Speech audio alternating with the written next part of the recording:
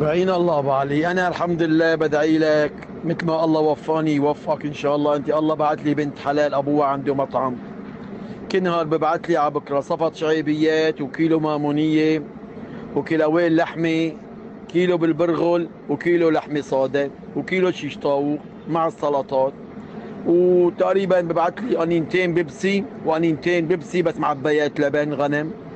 الحمد لله يا رب، وربطتين خبز والله هدول الصبح. والمساء ايش بزيد عنده مثلا؟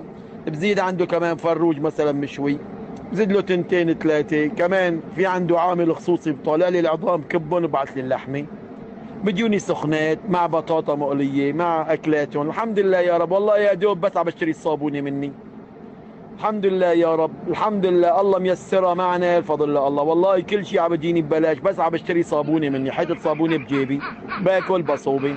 الحمد لله. وهالمره هي الله ولك يديمها على الو. راسي. الحمد لله الو. يا رب. اي والله، والله توفيقات يا ابو علي، والله توفيقات الله ربي خلي لي هالعم. ولك اي الو. والله، اي والله، والله الو. العظيم اذا يعني الله هيك عندي عديل الله اذا كان، ولا بجيبك بداله.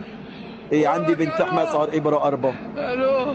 ايه يعني ابره هي بتاكل راس رجيل، هي ما بعرف ايش قصتها، صار ابره اربع. ايه ولك بقى اذا الو. كان توفى جوزها، الو. لانه هي ما بتبرك بالعده مع سكر، بس عالك فيها اهلنا.